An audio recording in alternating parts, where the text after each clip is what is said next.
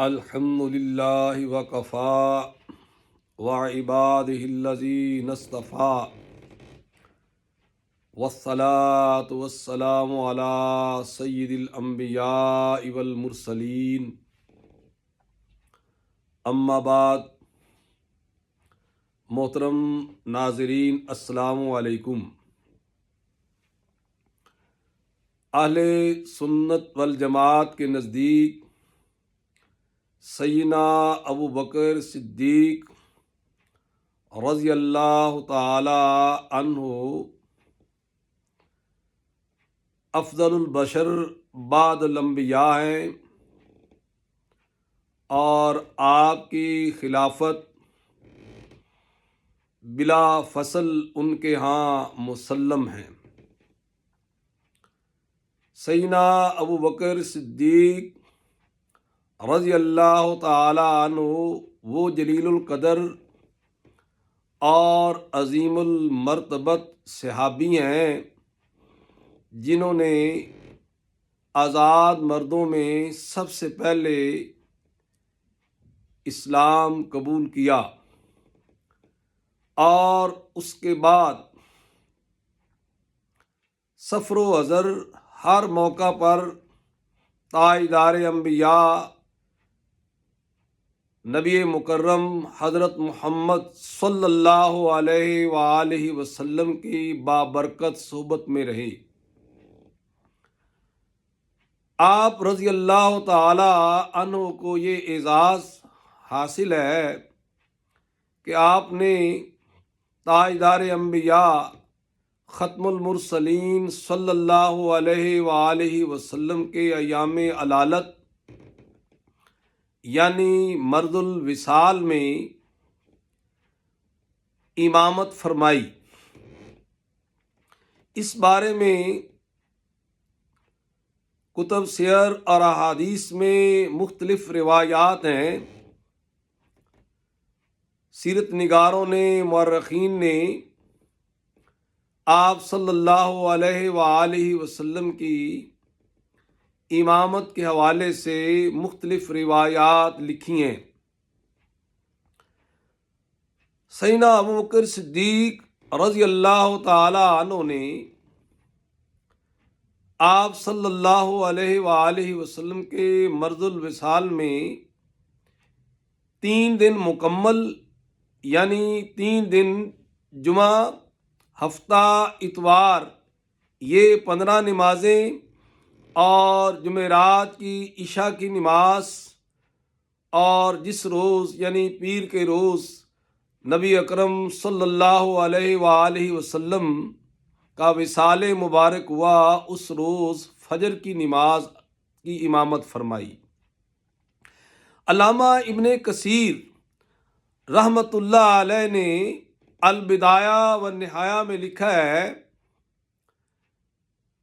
کہ سیدنا ابو بکر صدیق رضی اللہ تعالی عنہ نے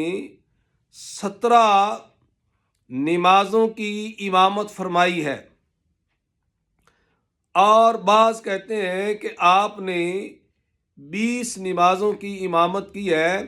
اور کچھ راویان اس سے زیادہ نمازوں کے بارے میں بھی لکھتے ہیں،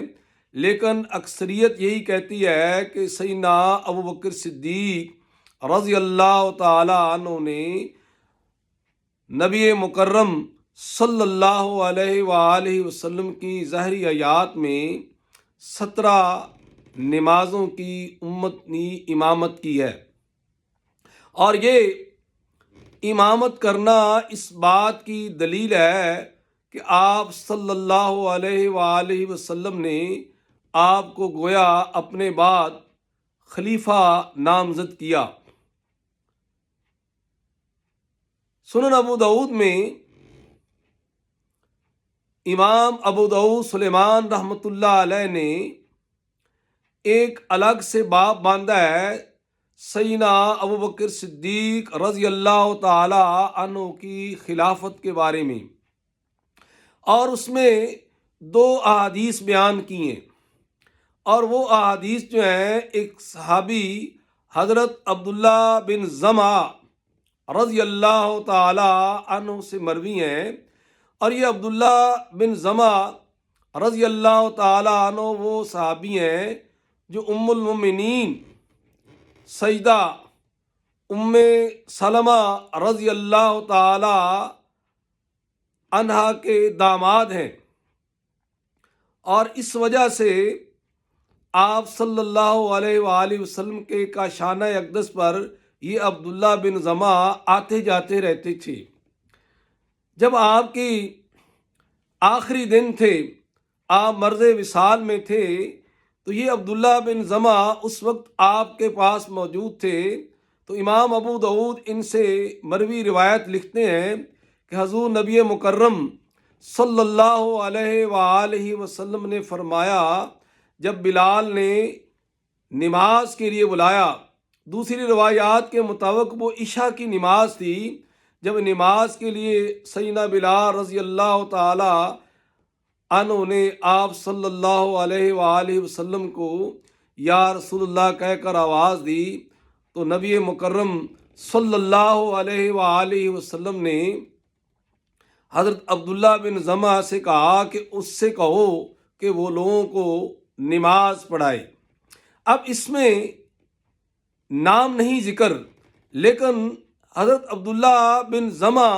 ان کے ذہن میں دو شخصیات کا خیال تھا۔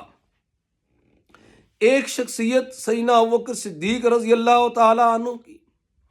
اور دوسری شخصیت سیدنا عمر بن خطاب رضی اللہ تعالی عنہ کی۔ تو سیدنا عمر بن خطاب رضی اللہ تعالی عنہ جو اس وقت موجود تھے،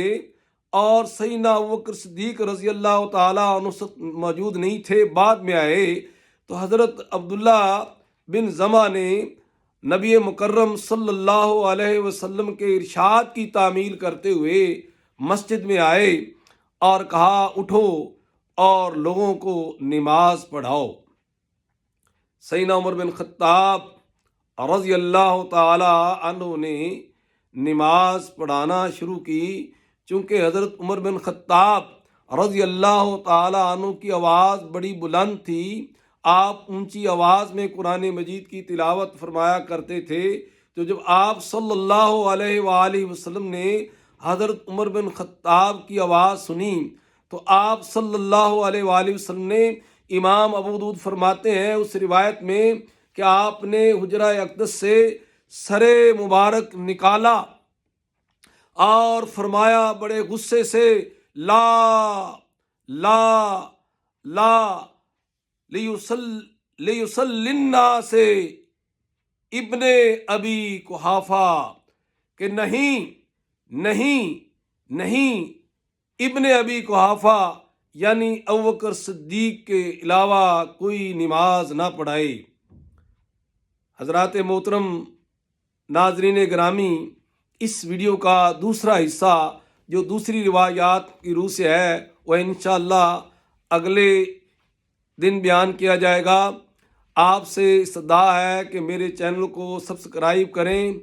اور میری حوصلہ افزائی کریں۔ شکریہ۔